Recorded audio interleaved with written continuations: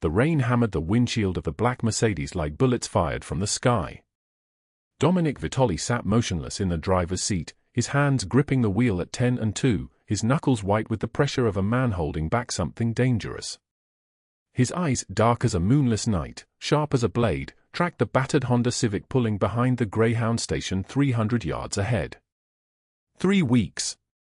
21 days since the woman had appeared at his compound with his son. She emerged from the car now, and Dominic's jaw tightened. The canvas bags hung heavy from her shoulders, the kind of bags men used to transport things that could not be reported, could not be traced. Her movements were practiced. Careful. The movements of someone who had learned how to move through the world without being seen. In his world, the world of the Boston underworld, where he had built an empire on a foundation of loyalty, blood oaths, and the certainty that betrayal carried only one price, this woman was now a question mark. An unknown variable in a system that did not tolerate uncertainty. For 17 nights, he had watched the security footage. Every single night at exactly 2:53 a.m., she would wake. She would move through his safe house like a ghost, quiet, faithful, invisible. She would dress in layers, dark clothing, worn at the cuffs, and slip out through the service entrance where the cameras had a 3-second blind spot that he had never mentioned to anyone. She would drive her Civic to locations that made no sense for a woman he had employed purely out of debt, abandoned warehouses in the industrial district where bodies were dropped, empty parking lots that reeked of desperation, street corners where the forgotten gathered like leaves blown into the gutter. Marco and Nino had followed her. They had reported back with confusion etched into their voices, a tone he had never heard from his most trusted men in 15 years. "She's carrying money out," Marco had said, his usual confidence shaken. "We don't know where it goes. The bags are heavy, but she never brings them back." Betrayal. The word lived in his chest like a cancer that could not be cut out. Dominic opened the glove compartment. The .45 lay there, cold and familiar, the weight of it a comfort that had sustained him through every hard decision, every necessary ending. He could feel the gun the way a pianist feels a note they have played 10,000 times. It was muscle memory. It was breathing. He reached for it. But what she did not know was that in approximately 90 seconds, the entire architecture of his assumptions would collapse. Everything he believed about this woman, every dark suspicion, every certainty about her betrayal, would shatter like ice under a hammer. She was standing now near the station entrance, and a man approached her from the shadows. Older. Weathered. The kind of face that had seen hard winters. He was carrying a child. Not Oliver. Another child, smaller, 7 or 8 years old, with skin the color of rain-soaked stone and eyes that looked like they had forgotten how to close. The woman took the child's hand. She opened one of the canvas bags.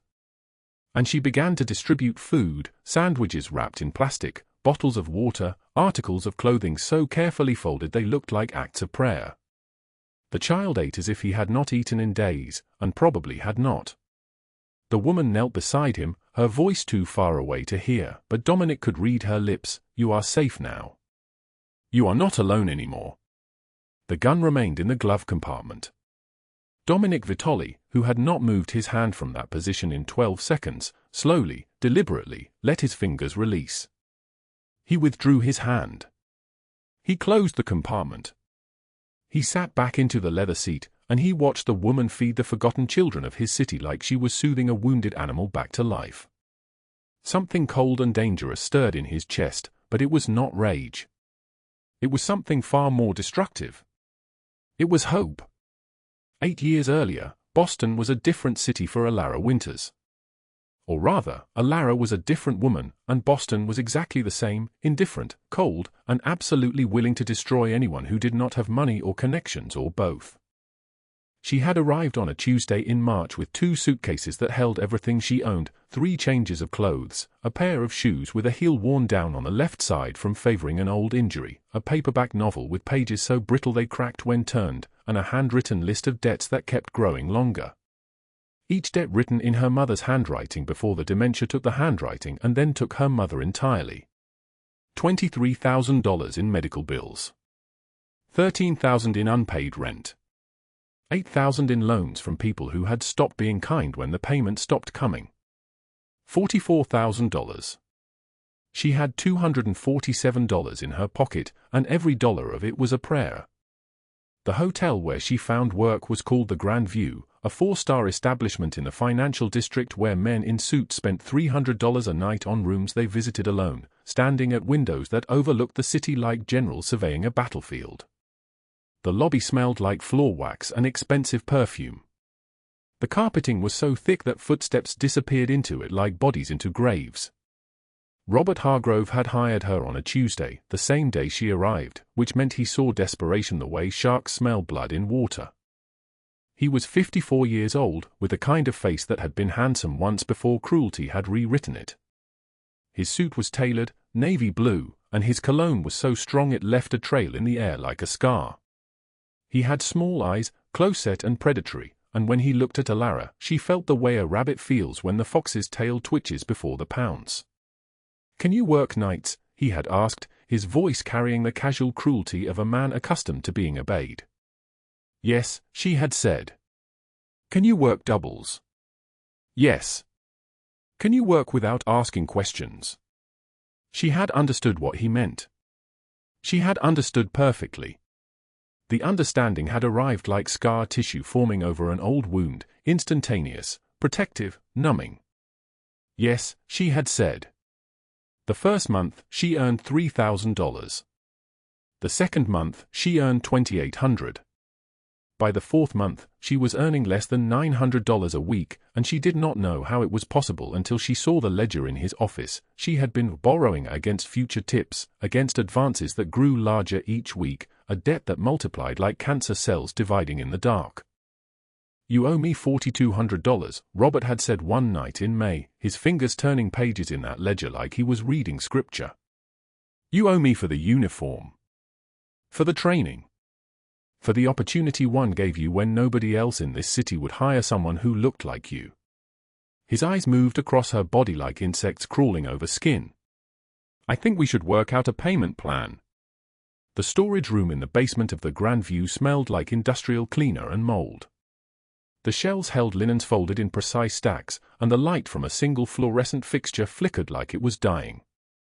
She could still taste the fluorescent light in her mouth even now, 8 years later, like battery acid, like the knowledge that the world had decided she was worth nothing. She could still feel his hands finding her in that darkness. Victoria Ashford had watched it all from the office upstairs, the security feeds playing across the monitors like a television show she had written and directed. Victoria was Robert's wife, 48 years old, with platinum blonde hair that never moved and a smile that looked like it had been surgically installed.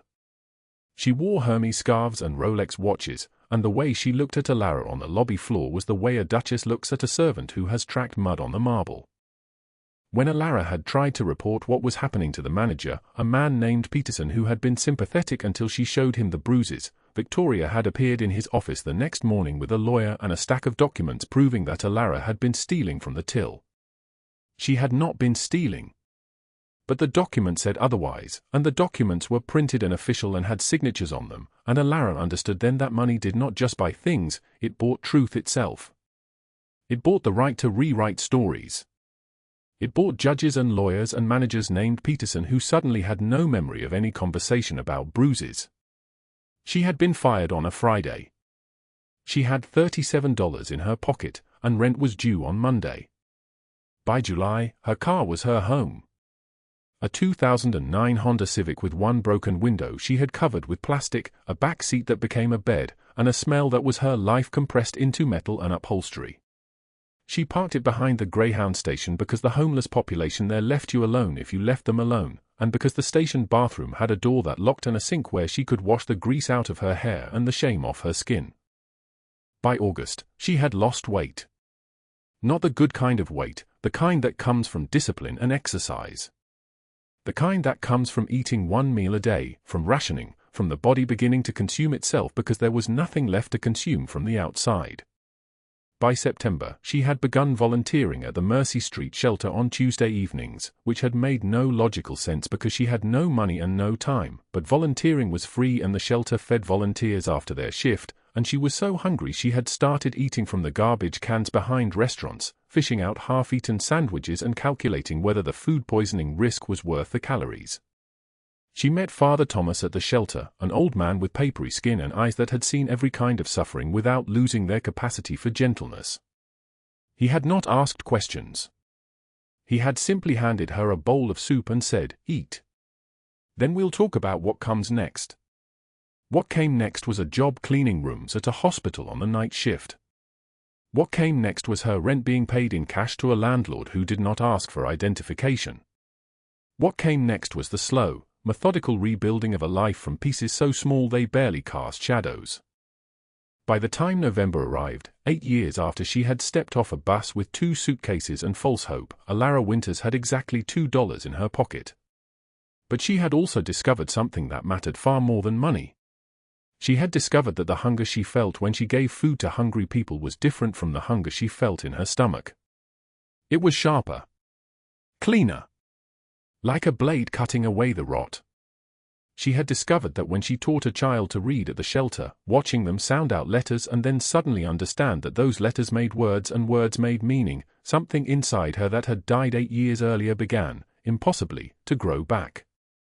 She had discovered that real strength is not found in never falling but in always standing back up. The break room at the Copley Plaza Hotel smelled like burnt coffee and desperation. Allara Winters sat on a plastic chair at 6:23 in the morning, November 1st, counting bills that kept getting smaller. $1. $2. $5. She spread them across her palm like they were pieces of her own flesh. $43. $43 for 16 hours of work, of smiling at guests who did not smile back, of carrying trays that weighed as much as her own body, of feet that had stopped aching somewhere around hour 12 because the pain had transformed into something numb and permanent. She slid the cash into her apron pocket when she heard the cologne first. Always the cologne arrived before he did, something expensive and choking, like flowers rotting in a sealed room. Robert Hargrove pushed through the break room door at 6:26. He was 52 years old, built like a man who had learned violence young and never forgotten the language. His suit was tailored, his watch was gold, his smile was the kind that made your survival instincts scream. 8 years. She had worked under his fist for 8 years. "Winters," he said, his voice like gravel in a blender. "Tips go in the pool. That's hotel policy." She looked up at him, and something in her chest curled inward like a fist. "Mr. Hargrove, I worked a double shift last night. 16 hours. That money is." His hand was already reaching. Large, heavy, the knuckles scarred from things she did not want to imagine. His fingers closed around her wrist, and the bones felt small and breakable inside his grip. "That money," he said, "is whatever I say it is. You want to keep this job?" The question was not a question. She knew how these questions worked. She had learned the answer 8 years ago. She said nothing. He took the $43. What remained in her pocket, $15, and the knowledge that refusal had a price that could not be counted in cash. By 2:27 in the afternoon, she was restocking supplies in the storage room on the 2nd floor, between shelves that smelled like industrial bleach and old cardboard. The November light came through a single high window, gray and thin. She was alphabetizing cleaning products, a task that required focus because focus meant her mind could go nowhere else, and then she heard the door close behind her. Robert's breath was hot on her neck before she could turn around. His hands found her hips. "You were upset this morning," he whispered. "I do not like when you are upset. It makes me sad. And when I am sad, I need comfort." She left her body. This was a skill she had mastered, an art form developed over 8 years of survival. Her body remained where it was, frozen between the shelf and his chest, but she went somewhere else. A beach she had never seen. A room with blue walls. A version of herself that was not here. Through the small window in the storage room door, across the hallway, Victoria Ashford sat at the front desk of the hotel's events coordinator office. She wore a suit that cost $3,000, had blonde hair cut into angles, and her smile was the smile of a woman who owns other people's suffering. She watched her husband's hands on Allara's body, and she smiled wider. Victoria's smile was the smile of someone savoring something delicious. When he was finished, Allara straightened her uniform and walked out of the storage room without looking at either of them. The rest of the shift passed in the way time passes when you are drowning, unevenly, in gasps, 1 second feeling like an hour and 1 hour feeling like a breath.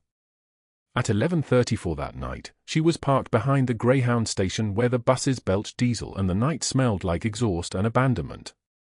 This was her home now. The back seat of a 2009 Honda Civic with a broken rear window that she covered with plastic sheeting and duct tape.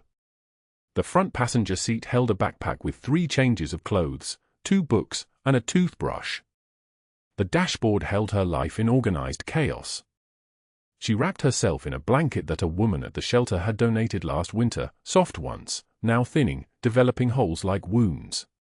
She pulled out the handwritten list from her apron pocket. The paper was worn from being folded and unfolded so many times the creases had become tears. Payday loan place, $847. Emergency room bill from the accident when Robert had pushed her into a counter, $1,203. Robert himself, for borrowed advances he gave her to eat, $450. The loan sharks, the ones with faces like granite and voices like threats, the ones Robert had connected her with, $65,000 total, due in 14 days. 14 days. 2 weeks. The mathematics of her destruction was as clear as a blueprint. She added it up again, the way she had added it up 300 times, $67,500 that she owed to people who did not accept excuses, people who accepted only bodies and blood and broken bones. In 14 days, if she did not have this money, they would come to her car behind the Greyhound station.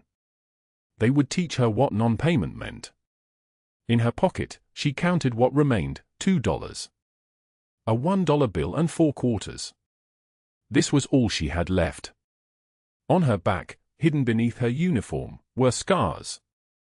Thin ones running across her ribs like geography. A thick one along her shoulder blade shaped like a question mark. One on her collarbone that had faded to white but still ached when the weather changed. 8 years of Robert's rage written in tissue and memory, stories she had never told anyone, a map of survival that only her body could read.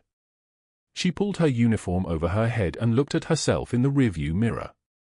The woman looking back was gaunt, 30 but looking 50, with eyes that had learned not to hope too loud. That woman had survived 8 years. That woman might not survive 14 days. She dressed again and lay down in the darkness. Somewhere in the city, in a house overlooking the harbor, a man named Dominic Vitale was standing in a room lined with photographs of a child. The photographs covered the walls like a shrine. Oliver at 3 years old, holding a teddy bear. Oliver at 5, laughing at something no one else could see. Oliver at 6, dressed in expensive clothes, his dark eyes carrying the weight of being the one thing his father had left in the world. These photographs had been hung by a father who had learned 15 years ago what it meant to lose a child before it was born, a stillborn daughter he had named Maria and buried without speaking her name aloud again. When the call came through 3 weeks earlier, the call that said Oliver had been taken, that men with hard faces and harder intentions had lifted him from a parking garage in broad daylight, something had broken inside Dominic Vitale that he did not think could be repaired. He had sent Marco and Nino into the streets. He had turned over mattresses and kicked down doors. He had made calls to every warehouse, every basement, every dark corner of Boston where a child might be held. 3 weeks of searching. 21 days of nothing. She did not know. On November 15th, when she came to the shelter to volunteer, when she descended into the basement during the worst of the November downpour, when she found a small boy shivering beside an old furnace, she did not know that his name was Oliver or that his father was a man named Dominic Vitale or that the entire criminal infrastructure of Boston had been turned upside down looking for him. She only knew that he was cold. She wrapped him in her own coat, the one with the torn lining and the missing button, the one that had been donated to her 3 months earlier by a woman at the shelter. She brought him soup she had purchased with her last $5, money she had planned to keep for gas but spent instead on broth and noodles and the possibility of warming a child from the inside. "What is your name?" she asked him, and her voice was gentle in a way she had forgotten she could sound. "Oliver," he whispered. His eyes were dark, intelligent, frightened. "My name is Oliver." "Where is your mama, Oliver?" His eyes filled with tears that did not fall. "I do not have one," he said. "Everyone else has a mama. But I do not have one." Something tore open in Allara's chest, a wound so clean and so deep that she could not move for several seconds. She pulled him against her, and he was small enough that he fit entirely against her body, small enough that she could protect him if she just held him tight enough, hard enough, forever. She did not know that Marco and Nino had been searching every basement in the city. She did not know that Dominic Vitale had not slept in 21 days. She did not know that in 3 days, a man with storm-gray eyes and scars that mapped his own suffering would walk into this shelter and find her reading to his son in the corner of a room lined with donated blankets, and that moment would fracture the world into before and after. She only knew that Oliver needed her. That was enough. That had to be enough. The rain continued to fall against the shelter's old windows, and in the basement, a woman and a child sat together in the darkness, both of them orphaned in different ways, both of them beginning to understand that survival sometimes means finding another broken person and deciding to heal together. Oliver stirred against her lap, his small body tensing in sleep. Allara's hand moved across his hair automatically, a gesture so tender it seemed impossible that it came from someone like her, someone who slept in a car, who counted pennies while bills multiplied like cancer, who had exactly $2 to her name and owed $65,000 more. The rain continued its assault on the shelter's old windows, each drop a small percussion against the glass. In the corner lined with donated blankets, the world had shrunk to just the two of them, a broken woman and an abandoned child, finding refuge in each other's brokenness. She did not know that Marco and Nino had been searching every basement in this city for 21 days. She did not know that Dominic Vitale had not slept in 3 weeks, that his men had turned Boston upside down looking for his son.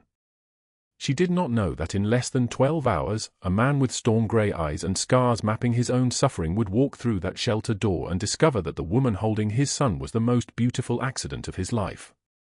All she knew was that Oliver needed her. That had to be enough. The November night deepened. Rain hammered harder. And outside, a black Mercedes was already moving through the Boston streets, carrying men with murder in their eyes and answers they desperately needed. The headlights found the shelter just before 10 o'clock.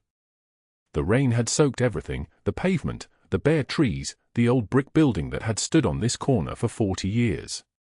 2 men exited first, their suits too expensive for a neighborhood like this, their shoulders too broad, their eyes scanning the building with the precision of predators.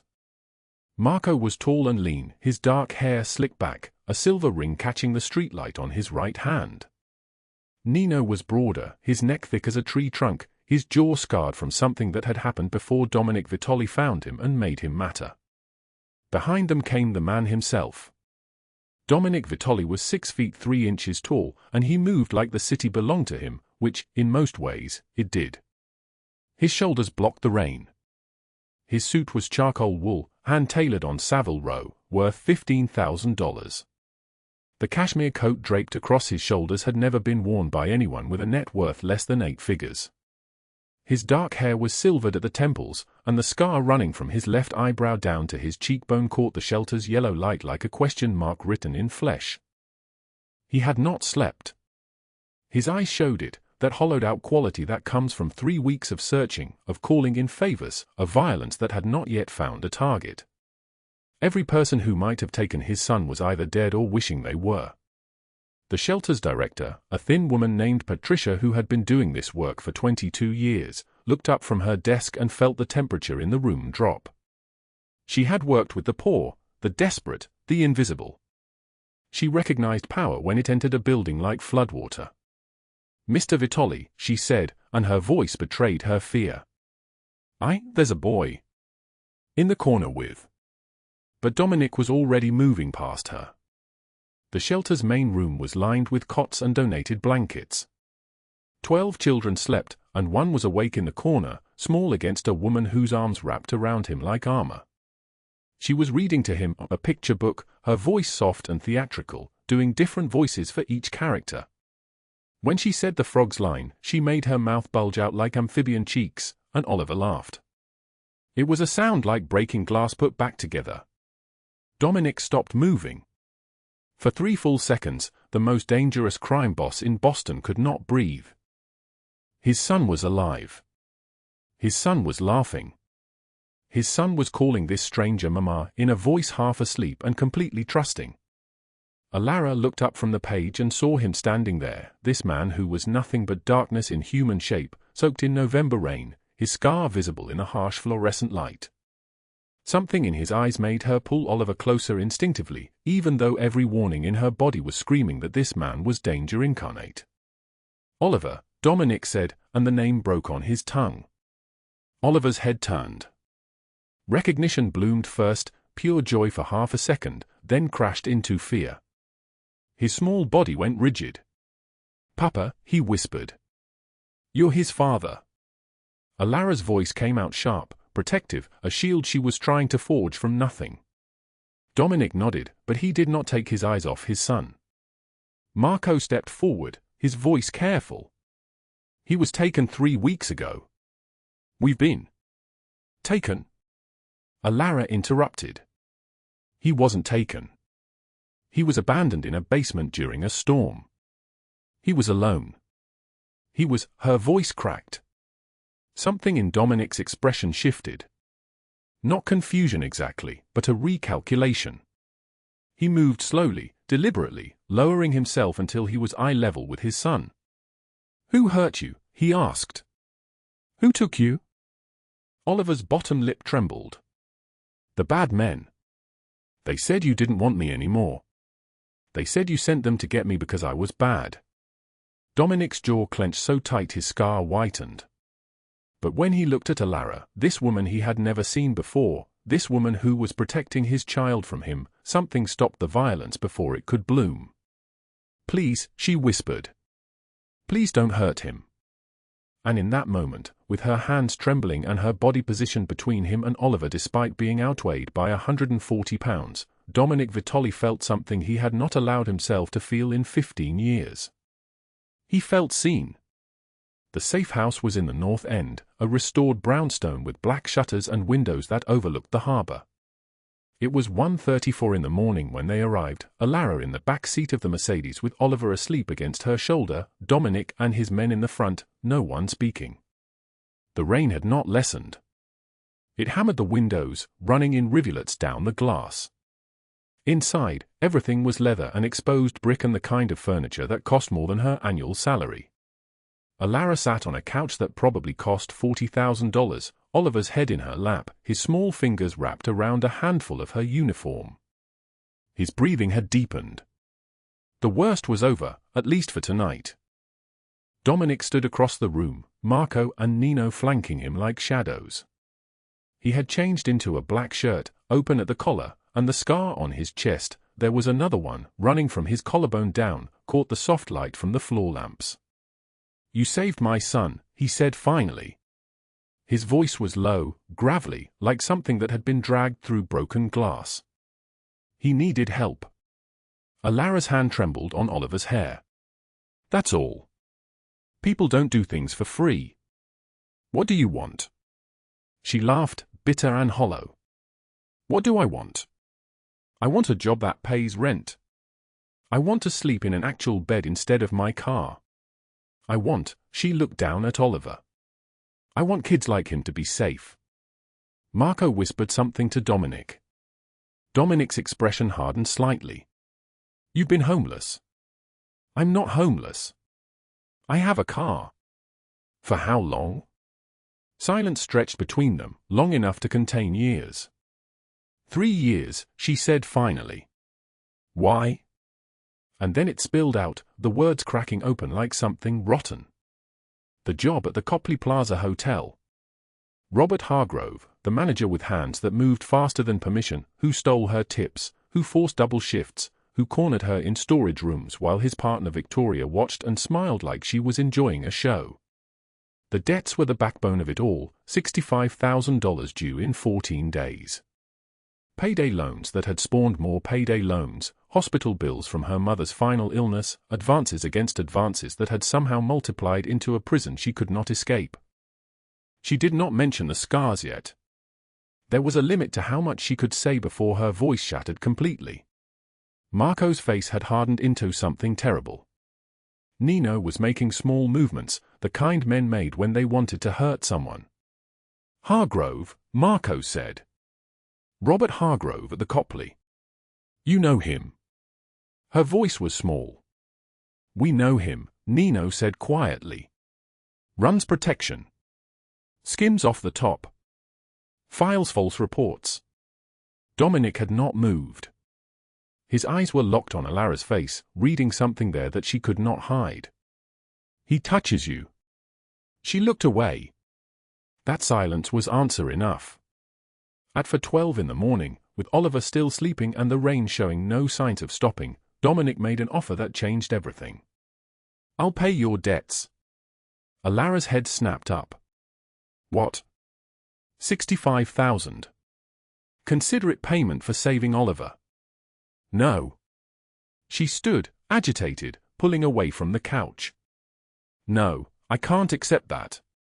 I don't take charity, you don't understand. Robert won't let me go. He owns me. The debts, the job, there's documentation that makes it look like I stole from the hotel. If I disappear, he'll what?" Dominic stood too, and suddenly the room felt smaller.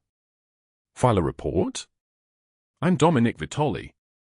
"You don't know Victoria," Allara said, and her voice was shaking. "She's worse than Robert. She's connected, her family owns half of Back Bay. She watches everything. If she thinks I'm a threat, if she thinks I'm protecting," she gestured to Oliver. The rain intensified. It sounded like something alive, something hungry. At 11:02 in the morning, Victoria Ashford sat behind her mahogany desk at the Copley Plaza and looked at the photographs her private investigator had sent. There was Allara getting into a black Mercedes, flanked by two men in expensive suits. There was Allara entering a building in the North End, a building the investigator had helpfully identified as Vitale property. Victoria's smile was sharp, surgical. She was 48 years old but looked 35, maintained by the kind of dedication that comes from inherited wealth and inherited cruelty.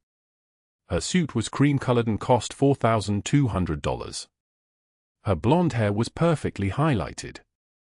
Her nails were manicured to aesthetic perfection.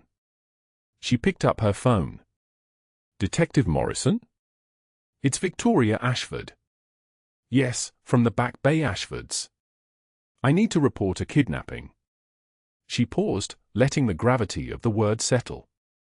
"One of our employees, a woman named Allara Winters, has abducted a child." "Yes, a small boy, maybe 7 years old. His name is Oliver. I saw her planning this for weeks. She's unstable, detective. Dangerous. She mentioned wanting to disappear, wanting to take him somewhere safe." Another pause, another calculated breath. "I have the address where I saw her this morning. And the men with her, I believe they're connected to organized crime. Yes, I understand you'll need to move quickly. Thank you, detective."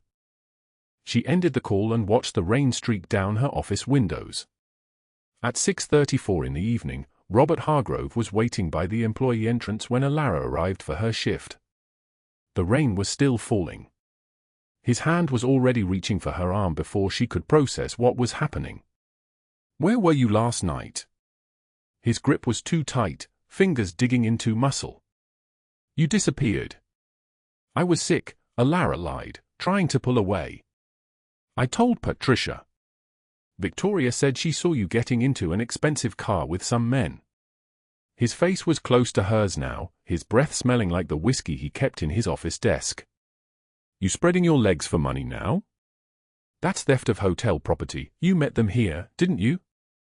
You were planning this at work." "Robert, let go."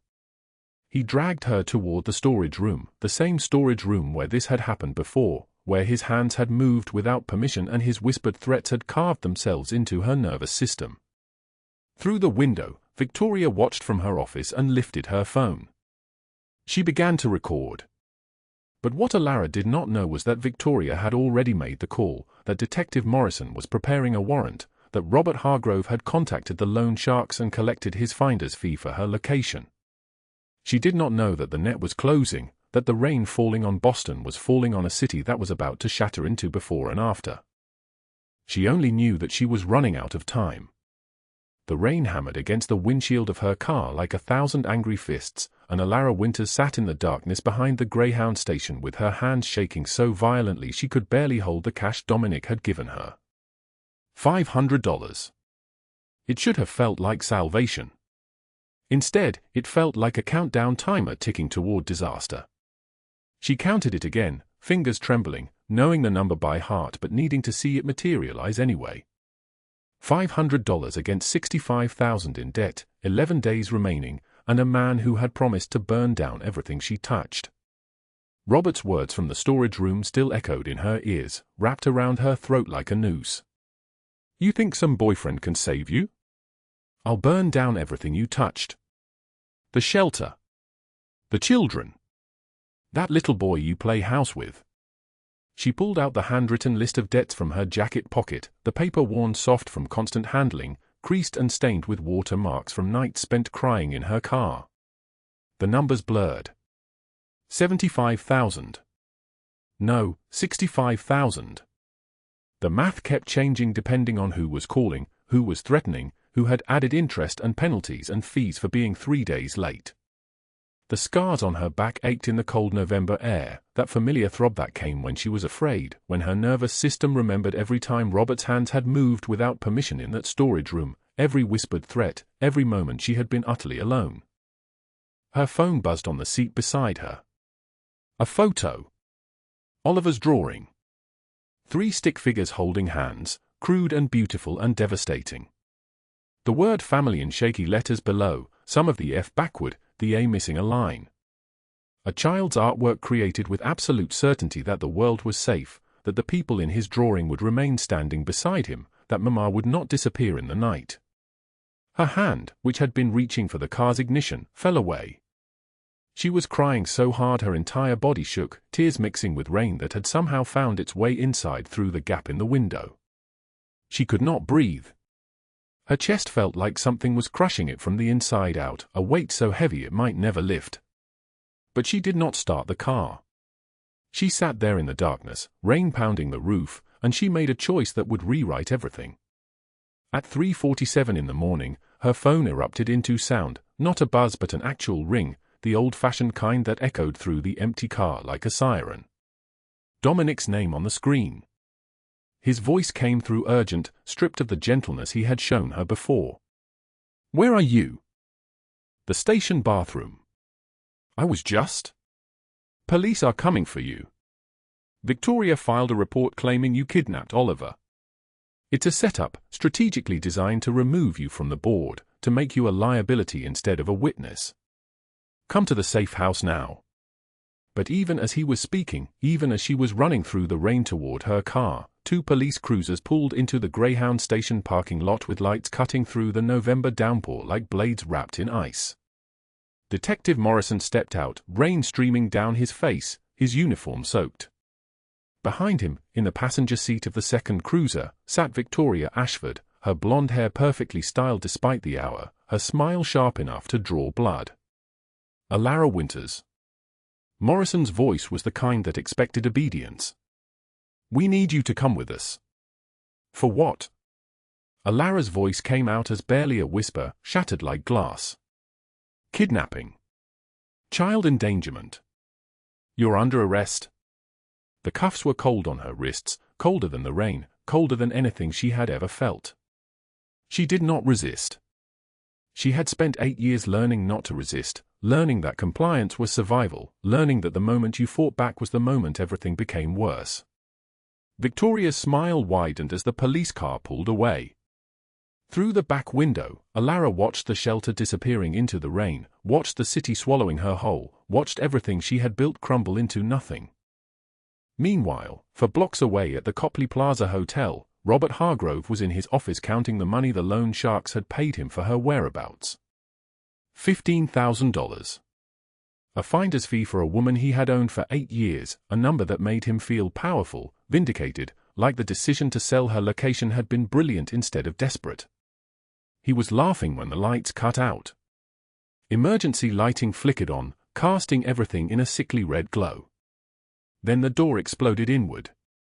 Not broken, exploded, coming off its hinges like the thing was made of paper instead of solid oak. 12 men in black tactical gear moved through the building like ghosts, like a perfectly programmed machine, silent and surgical and absolutely unstoppable. Marco kicked in Robert's office door. His face was the kind of face that had seen terrible things and done worse ones. Robert Hargrove. Marco's voice was calm. That was the terrifying part, it was not angry or menacing. It was simply factual, the voice of a man asking a question he already knew the answer to. Robert scrambled backward, his expensive office chair spinning uselessly. You can't, this is private property. Nino pulled him up by his collar, lifting him until his polished Italian shoes swung uselessly above the floor. Robert's face went white.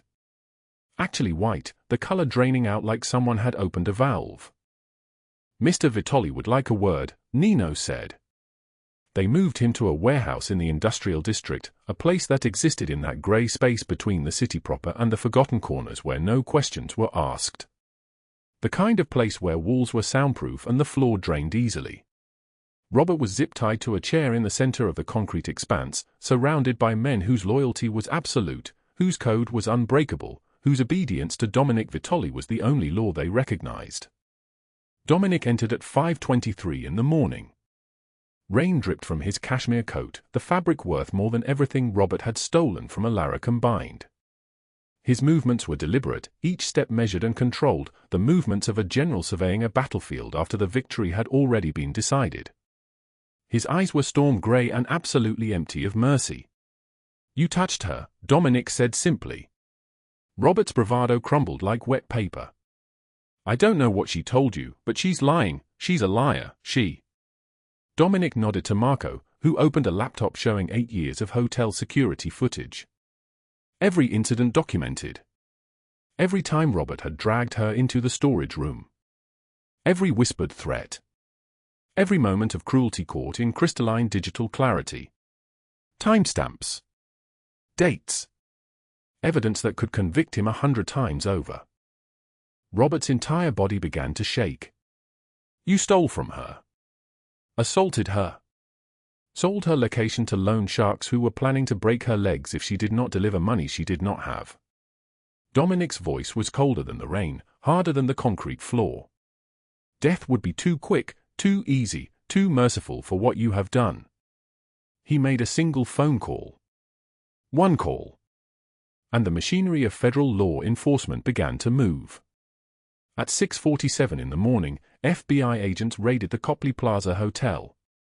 They moved through the building with the same precision that Dominic's men had used hours before, but this time they were bringing the full weight of government power. They found Robert's office exactly as Marco's team had left it, filled with evidence that would take months to process. Embezzlement records. Ties to organized crime.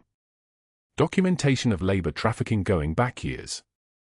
But they also found real evidence. The security footage. Financial records showing stolen tips and wages. And 8 other women who came forward once they knew Robert could not hurt them anymore, women whose stories tumbled out like water breaking through a failing dam, 8 years of silence ending in 8 hours of testimony. Robert was arrested at the warehouse, led out in handcuffs to news cameras Marco had positioned there hours before. He collapsed to his knees on the concrete, trembling like a cornered animal, his expensive suit torn and muddy. "Please, I'll disappear, I'll give everything back, I'll." But the FBI agent read him his rights with the flat effect of someone who had done this 10,000 times before. The charges included federal labor trafficking, racketeering, assault with aggravating circumstances, wage theft. 40 years minimum. Every news channel in Boston ran the footage on a loop. The man who had owned her, who had broken her, who had sold her, was led away in chains. But Victoria Ashford was still free, still in her Beacon Hill townhouse, still believing that class and connections could shield her from consequence. She was having coffee at 8:34 in the morning when FBI agents knocked. She answered in a silk robe, her blonde hair perfectly arranged, her confidence absolute. "There must be some mistake," she said, the smile frozen on her face like a photograph of someone else's happiness. "They arrested her anyway." False police report. Conspiracy to commit kidnapping. Complicity in Robert's labor trafficking scheme. Her family's lawyer arrived within the hour, but the damage was already done. News cameras caught her being led out in handcuffs, her perfect hair disheveled, her cream suit wrinkled. By noon, her family had disowned her publicly to save their own reputation. 12 years, federal prison, and every society page in Boston ran the headline, "Beacon Hill's Fallen Angel." At 9:12 in the morning, Detective Morrison was forced to release Allara when Dominic's lawyer arrived with evidence that Victoria's kidnapping claim was fabricated. Timestamps proving Allara was never alone with Oliver. Phone records showing Victoria's call to police. Witness statements from the shelter corroborating everything. Morrison's face went carefully blank, but his eyes said what his mouth could not. He knew exactly who had orchestrated this, and he knew there was nothing he could do about it. Allara walked out of the police station into rain that was finally beginning to soften. Dominic was waiting, his coat soaked through, his expensive watch catching the weak November light. When he saw her, something in his face shifted, something vulnerable, something that Marco and Nino had never seen in 15 years of loyal service. She broke before she could reach him.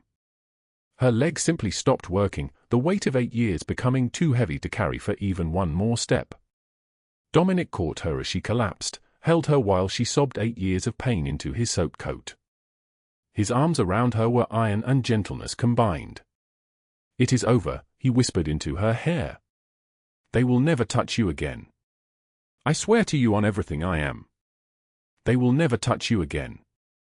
Oliver ran from the car, his small legs pumping through the rain, his laugh bright and unburdened. He wrapped his arms around both of them. "Mama! You came back!" And on the steps of Boston Police Department headquarters, in the cold November rain with neon reflections painting the wet pavement in shades of red and blue and gold, something broken was being put back together. Not healed, healing would take time, would take years of gentle hands and patient love and the slow work of trust being rebuilt piece by piece. But held. Witnessed. Believed. Real strength is not found in never falling, but in always standing back up. The safe house existed in a space between worlds, a penthouse on the 34th floor where the city's lights lay far below like scattered coins, unreachable, untouched by the hands that had built empires beneath them. Allara woke to sunlight breaking through clouds that had finally relented, golden and patient across her face. For the first time in 3 years, she was not in her car. She was not on a cot at the shelter. She was in a bed so soft it felt like waking inside a cloud.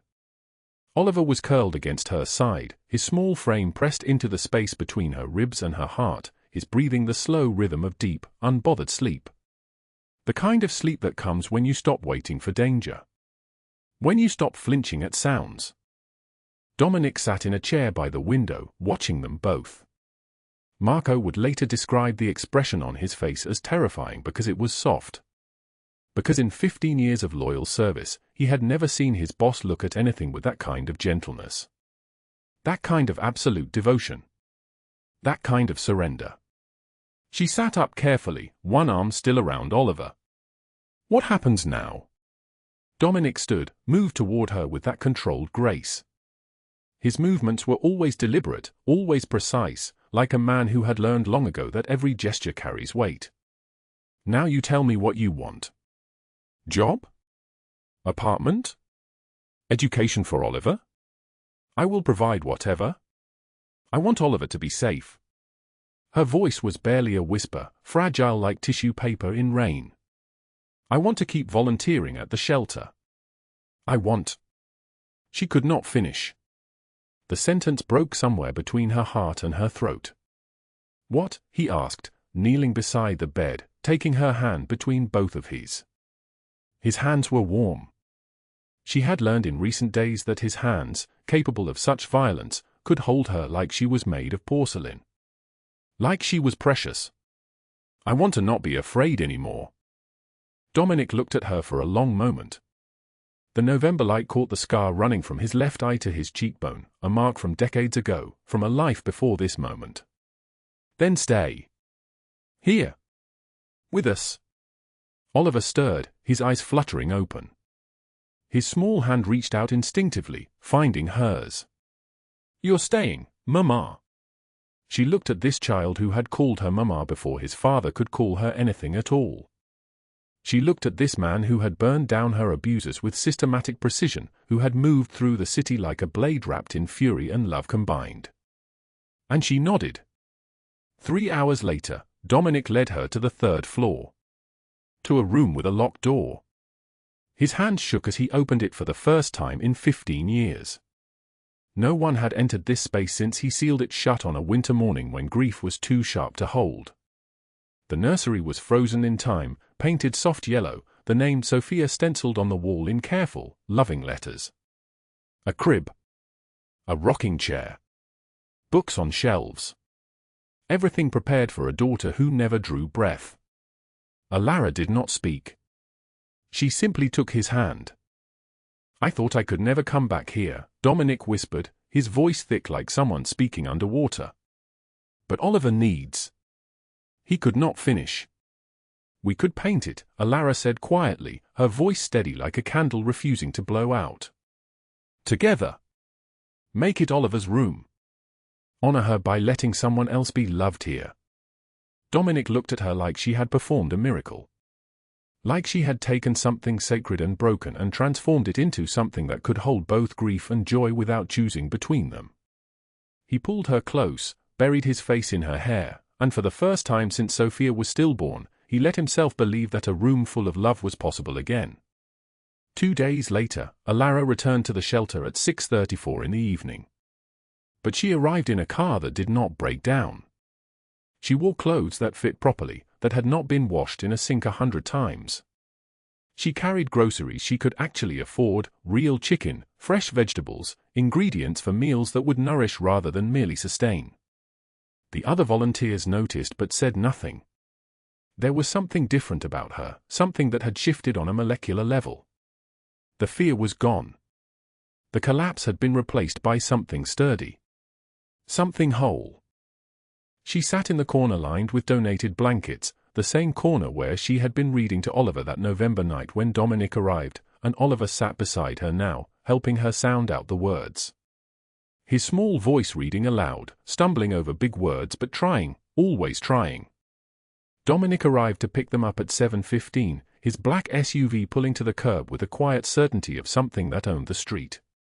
He wore an open-collar shirt beneath a charcoal coat, his dark hair silvered slightly at the temples catching the artificial light spilling from the shelter windows. The shelter director's eyes went wide when she saw him. She recognized him from news reports about Robert Hargrove's arrest. The photographs of the police raid. The systematic dismantling of everything he had built on the backs of desperate women. But Dominic just nodded politely at her and waited by the door, his hands in his pockets, his posture relaxed. A man entirely at peace in any space. On the drive home through the Boston night, Oliver asked from the back seat, "Papa, can Mama stay forever?" Dominic looked at Allara in the rearview mirror. Their eyes met for just a moment, and in that moment was the answer to every broken thing that had ever happened to her. "I'm hoping she will," he said. For days later, on a grey November afternoon that felt like the world holding its breath, Dominic handed Allara a manila folder. Inside were receipts. Hundreds of them. Organized by date, by creditor, by amount. The hospital bills. The loan sharks. The back rent. The medical collections. The predatory interest fees that had been eating her alive for 8 years like termites in wood. All of it. Paid in full. $65,000 stamped across the final page in official ink. And clipped to the inside of the folder was the handwritten list she had carried like a curse, like a death sentence, like the weight of the entire world concentrated into a single piece of paper. Every debt. Every creditor. Every lie she told herself about what she owed and what she could become if only she could pay it all down. Now it was stamped in red ink, paid. She tried to thank him, but he stopped her, his fingers gentle against her lips. "You gave me my son back. You gave me." He could not finish, but she understood. Words were not large enough to hold what had been exchanged between them. That night, she burned the list in the fireplace. She watched 8 years of bondage turn to ash and smoke, watched it scatter up the chimney and dissolve into the darkness above the city. Marco and Nino stood in the doorway, witnessing, their faces unreadable. But in their eyes was something that looked like respect. Like understanding that their boss had found something more valuable than power. 6 months later, in the softest light of May afternoon, the nursery was no longer a tomb. It was painted blue and grey now, Sophia's name still on the wall but joined by Oliver's in matching stencil work. Family photographs lined the shelves, Allara reading to Oliver, Dominic teaching him to tie his shoes, the three of them on the penthouse balcony with the city sprawled beneath them like something they had conquered together. Allara stood in the doorway, Oliver's hand in hers, and marveled at how life could fracture and rebuild into something unrecognizable. Something beautiful. Dominic approached from behind, wrapped his arms around her waist. His chin rested on her shoulder. "What are you thinking? That 6 months ago I had $2 and a list of debts. Now I have everything." He turned her to face him, his hand settling on her waist. "You always had everything. You just needed someone to see it." They had not labeled what they were to each other. It had grown too organically, like roots finding soil, like light finding cracks. Through Oliver's bedtime stories that Dominic now read aloud, stumbling over his own emotions. Through shared coffee at 3 in the morning when neither of them could sleep. Through the way Dominic's hand found hers instinctively, like a compass finding north.